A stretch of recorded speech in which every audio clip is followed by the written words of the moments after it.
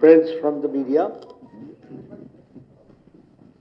my senior leaders on the dais, my colleagues, and dear friends. It is indeed a matter of great opportunity for me to have an interaction with you. Today I had come to show my solidarity with the fight which the Telangana State BJP is fighting for the people and for the employees of Telangana State. आज मैं भारतीय Janata party की तरफ से जो तेलंगाना राज्य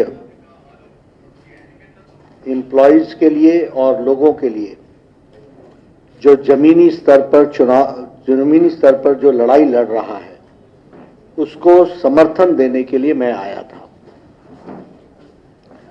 लेकिन मुझे एयरपोर्ट पर ही joint commissioner police mister Kartikeya उन्होंने मुझे बताया कि यहाँ गवर्नमेंट ऑर्डर है कोरोना के नॉर्म्स को फॉलो करना, इसलिए आपको मैं ये बताने आया हूं कि कोरोना नॉर्म्स को फॉलो किया जाए। मैंने उस समय उनसे कहा कि मैं कोरोना के सभी नॉर्म्स को फॉलो करूंगा और फॉलो करते हुए गांधी जी की मूर्ति पर जाकर फूल अर्चना करूंगा और प्रजातंत्र को ताकत मिले इसकी प्रार्थना करूंगा और इसके साथ साथ अपने तरफ से हम सारे नॉर्म्स को फॉलो करेंगे। The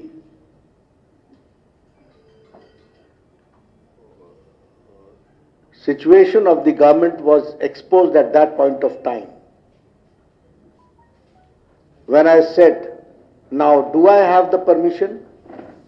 He said, I don't know. That means that the administration was only bent upon stopping me. But they did not have the answer when I told them that I will go within the norms. And then they said, iska permission mere paas nahi hai, you are the best judge. Khair, I'm a person and my party is a disciplined party. We went there. Mahatma Gandhi ji के आगे हमने फूल अर्चना अर्पित की और उनसे हमने शक्ति भी ली और प्रार्थना भी की। लेकिन ये सारे प्रोसेस में कोरोना को किस तरीके से उपयोग करने का प्रयास किया यह यहां पर भली भांति दिखता है।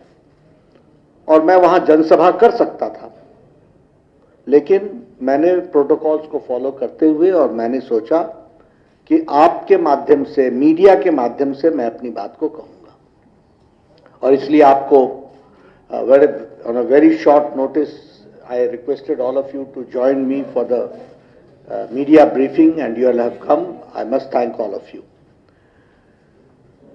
जहां तक तेलंगाना का सवाल है,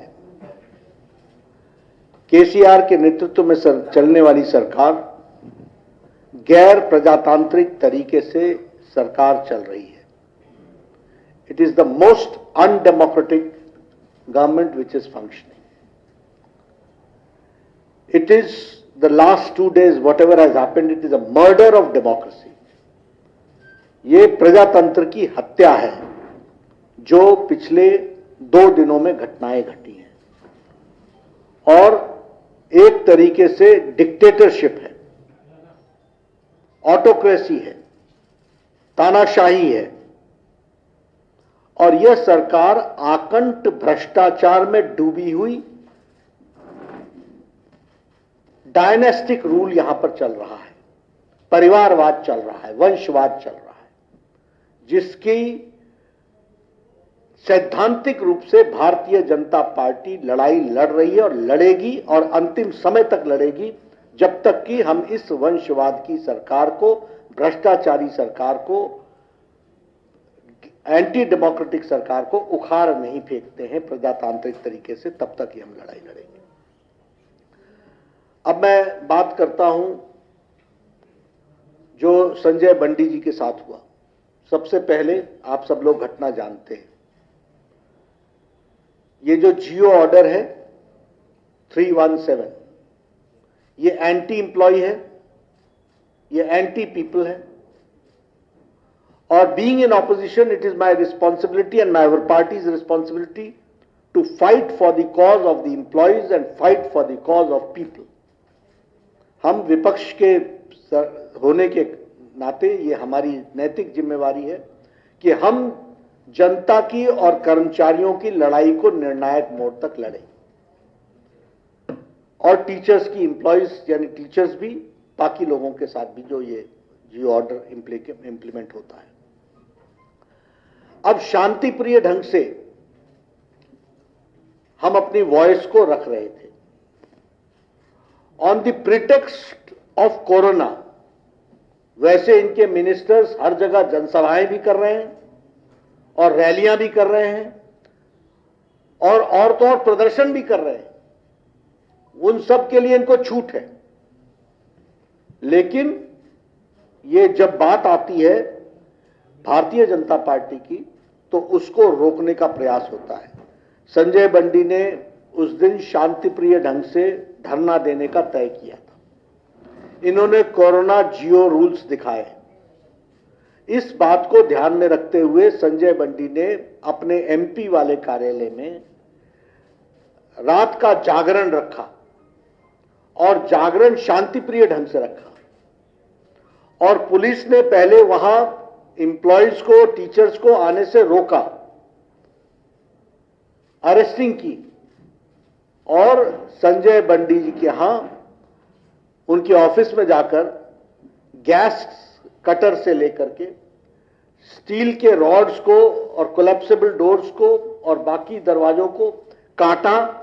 काटने के बाद अंदर घुसे, घुसने के बाद अश्रु गैस अंदर डाला, पहले वाटर कैनन चलाया, और फिर संजय बंडी को मैन हैंडल करते हुए और कार्यकर्ताओं पर लाठीचार्ज करते हुए संजय बंडी को अरेस्ट किया। ये अनडेमोक्रेटिक नॉर्म्स का जीता जागता तस्वीर है। I am ashamed to say that we are in 21st century. Rule of law में एक ऑटोक्रेटिक केसीआर किस तरीके से बिहेव कर रहे हैं, यह भी हमको ध्यान में रखना चाहिए। और मेरा ये चार्ज भी है कि केसीआर बौखला गए हैं। केसीआर ने अपना आपा खो लिया। He has lost his mental balance. और ये तब हुआ है जब दुबाका में धमाका हुआ है और हुजूराबाद में हुजूर को फटका लगा है। इसने इनका मेंटल बैलेंस खो दिया है। He has lost his sense of proportion, the way he is behaving. अभी मैं डेमोक्रेसी की बात कर रहा हूं। आपके यहां धरना चौक पर धरना देना बंद हो गया by government orders, and High Court had to intervene. And first to take the opportunity was KCR himself as Chief Minister sitting on धरना। क्या ये कैसा प्रदेश है? किस टाइप के नॉर्म्स को लेकर के लोग काम कर रहे हैं?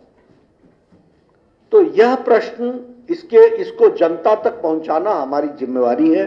उसको हम बिल्कुल पहुंचाएंगे, उसको हम करेंगे। ये हाई हेडेडनेस और ये हाई हैंडेड जो एटीट्यूड है, इसको हम इसके खिलाफ हम लड़ाई लड़ेंगे, ये हम कहना चाहते हैं। जहां तक करप्शन का सवाल है, मैंने 2 साल पहले भी आकर के कहा था कि this state is proving to be one of the most corrupt states, and all under the direction of chief minister. मैंने पहले भी कालेश्वरम के बारे में बातचीत की थी। Kaleshwaram has become an ATM for KCR. हमारे हिंदी में कहते हैं कि ये दूध देने वाली गाय हो गई है। The original project was of 36,000 crores. Now the project is 1,20,000 crores. And the water has reached only his farmhouse and to none others. This is the situation. If I talk about Palamuru Rangareddy, inauguration हो गया, पैसे लग गए, एक drop water नहीं पहुंचा है। This is the situation. Mission Bhagirathi, पैसा लग चुका है, एक ड्रॉप वाटर नहीं पहुंचा है। This is the state of corruption, of height of corruption of KCR's government, which we have to understand. मैं बहुत से उदाहरण दे सकता हूं, but this is the most corrupt state and he is one of the most corrupt administrator, chief minister who is working. That is what I would like to say. As far as dynastic rule is concerned, बेटा, बेटी, भांजा, अभी पोता तैयार नहीं है, लेकिन हर एक तरीके से it's a family rule, it's a dynastic rule, and it is a question on democracy. एक प्रजातंत्र पर एक प्रश्न है, और हम यह लड़ाई जनता को नीचे तक लड़ेंगे, ये हम आपको बताना चाहते हैं। जहां तक हमारी लड़ाई है, मैंने पहले भी कहा था, केसीआर साहब का जिस तरीके से उन्होंने संजय बंडी को अरेस्ट किया है, विनाश काले विपरीत बुद्धि, एंड दिस इज धर्म युद्धम। हम ये धर्म की लड़ाई लड़ेंगे और प्रजातांत्रिक तरीके से लड़ेंगे। We will take all legal recourse and we will take all democratic things, democratic methods. हम प्रजातांत्रिक तरीके से इस लड़ाई को निर्णायक मोड़ तक लड़ेंगे, और हमारी भारतीय जनता पार्टी को कितना भी रोको, हम रुकने वाले नहीं हैं। अगर हमारे संजय बंडी को अरेस्ट किया है तो हमारा डेली धरना भी चलेगा, हम इसको आगे भी बढ़ाएंगे। आज मैंने शुरू किया है, कल कोई और आएंगे, लेकिन इस लड़ाई को हम निर्णायक मोड़ तक लड़ेंगे, ये हम आपको बताना चाहते हैं। जहां तक मैंने आपके साथ कहा ही कि राजनीतिक तरीके से लड़ेंगे, ये नेशनल पार्टी के तरीके के लिए केसीआर जिस तरीके से बिहेव कर रहे हैं, उसका पर्दाफाश करना, ये हमारी राष्ट्रीय जिम्मेवारी भी है और प्रादेशिक जिम्मेवारी भी है, जिसको हम निभा रहे हैं। मैंने तो कोरोना के सारे नॉर्म्स फॉलो किए, and that is why your police commissioner did not have any answer. He thought that I will take law and order in my own hands. We know how to fight democratically and how to see that we do not overstep the laws, but at the same time हम प्रजातांत्रिक तरीके से लड़ते हैं। लेकिन आपने corona कहा तो मैं हमेशा ये कहूंगा कि केसीआर, कोरोना तो बहाना है, सही में तो प्रजलू को दबाना है। आप दबाने पर लगे हो।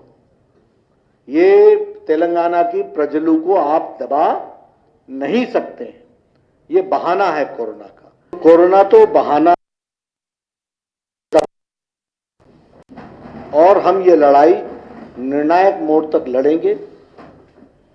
मैं अपनी बात यहीं पर समाप्त करता हूं, बट यह लड़ाई प्रजातांत्रिक तरीके से अंतिम निर्णायक मोड़ तक, डिसाइसिव एंड तक लड़ी जाएगी, और we will expose KCR, we will expose his corrupt practices, we will expose, और आने वाले समय में दुबाके जैसे धमाके भी होंगे और हुजूराबाद जैसे हुजूर को फटका भी लगेगा। जीएचएमसी आपके सामने है, एक पर एक हमको आप लोगों का आशीर्वाद मिल रहा है। Bharatiya Janata Party is an ideological based party with a mission, and we will go ahead with our mission. That is what I have to say. मैंने मित्रों अपनी बात यहीं समाप्त की है। मैं वहां जनसभा में नॉर्म्स को तोड़ना नहीं चाहता था, इसलिए मैंने वहां भाषण नहीं दिया, which I had promised to mister the Joint Secretary Mr. Karthike, लेकिन जॉइंट कमिश्नर। मैं अपनी बात यहीं समाप्त करता हूं और आप सबके माध्यम से तेलंगाना की जनता से निवेदन करता हूं कि भारतीय जनता पार्टी को आप इस लड़ाई में, एम्प्लॉयज की लड़ाई में, टीचर्स की लड़ाई में, जनता की लड़ाई में आप आशीर्वाद दीजिए और ये जो ऑटोक्रेटिक GOI 317 निकला है, इसको वापस लेने तक हम लड़ाई लड़ेंगे। बहुत बहुत धन्यवाद।